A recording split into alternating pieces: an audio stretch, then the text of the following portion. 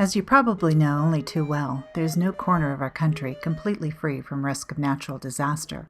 Whether floods, storms, fire, or earthquake, the chances are good that your home may be exposed to devastating risk from time to time. And when disaster strikes, the costs can be immeasurable, not only in the billions of dollars of lost property, but also the tragic loss of life that seems to accompany nearly every major disaster. Although we can't control Mother Nature quite yet, that doesn't mean we can't take steps to protect our financial and physical well-being. As you might expect, the time to take action is now, before there's smoke in the air, the floodwaters are rising, or the earth begins to shake. Over the next few minutes, we invite you to learn more about ways you can protect yourself, your loved ones, and your property. The top of your to-do list should be making sure you have the right insurance protection, because it can make all the difference in your full recovery after a natural disaster. If you own a home, you'll most likely have homeowners insurance that will help you recover some of your losses in the event of a covered disaster. But pay careful attention to your coverage. Make sure it will provide you with the full, current replacement value of your home and its contents. Otherwise, you may find that a full recovery after loss is nearly impossible. Next, take a careful look at what your homeowner's policy actually covers. Most policies don't cover such valuables as collectibles, artwork, or even fine jewelry. Business property and livestock are also excluded from typical policies. You'll need a rider or a special policy to protect you from loss. The same is true with your auto policy, which likely only covers the family cars. You'll need special coverage for boats, motorcycles, recreational vehicles, and trailers, for example.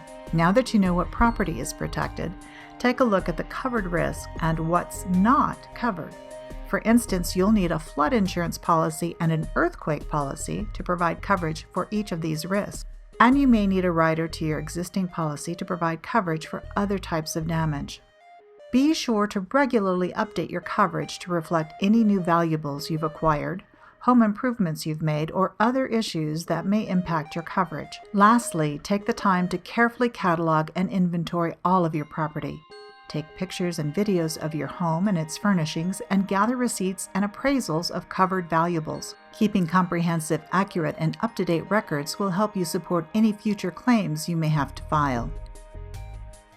The risks you face will naturally depend on where you live, and you may be able to take action now to minimize your losses. Let's take a look at fire prevention, for instance. It's the most common risk of loss in the United States, but the good news is that you can take many precautions to help lower your risk. For instance, create a defensible space around your home by clearing out wood and brush piles, pruning trees, removing flammable materials, keeping your roof and gutters free of dried leaves and litter, and taking other measures to reduce the potential kindling around your home.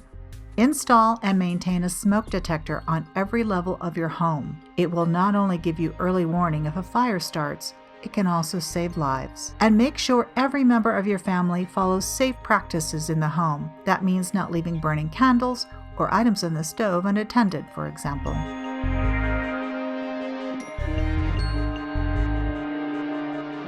When it comes to storm safety, there's much you can do to protect life, limb, and property. Well ahead of storm season, check your roof, gutters, and windows to make sure they're in good repair. Consider installing solid, well-made storm shutters. If you live in Tornado Alley, an underground storm shelter is your best bet. Because power outages and the loss of water supply often follow a major storm, make sure you have emergency supplies on hand. That includes fresh water, batteries, snacks, and food that can be prepared without the benefit of electricity. In the aftermath of Hurricane Sandy, many families acquired home generators to see them through a prolonged power outage. If you decide to do so, however, make sure you follow proper installation and operation guidelines. Most importantly, make sure the generator is adequately ventilated to prevent the exhaust of toxic fumes into your living space. When the storm is approaching, you may be able to minimize damage by boarding up or taping windows and applying sandbags around doorways. But never forget that there are some occasions when the only safe course of action is to leave for safer ground. If you receive an evacuation order in advance of a storm or major fire, for instance, don't resist. Staying behind will not only endanger your own life, but may also jeopardize the lives of any emergency responders who come to your aid. Remember, property can be replaced, lives cannot. Knowing what you'll do in the event of an emergency provides you and your family with enormous peace of mind. So long before you need it, sit down with your family and develop an emergency plan. Identify your exit routes from your home in the event of a fire. Decide where family members will meet if an evacuation order comes down when you're not all at home, and come up with a plan for how you'll contact each other.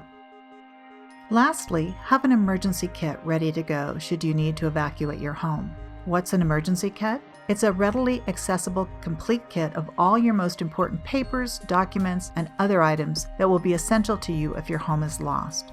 Among the items to include in your kit are, of course, all your insurance policies, as well as financial documents such as bills of sale, ownership documents, bank records, retirement account information, and tax returns. Personal documents such as passports, birth certificates, school records, marriage licenses, social security cards, and military service records.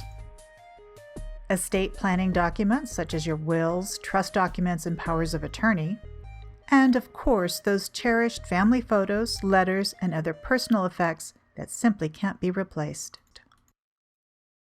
Although in some cases the original document is required, in other cases a copy will suffice, and one way to make it easier to assemble and transport these essential documents is to create digital records. Scanning important documents and taking digital videos and photos allow you to store all your important records and documentation on a small jump drive. Keep your kit up to date and readily available so you can quickly grab it in an emergency.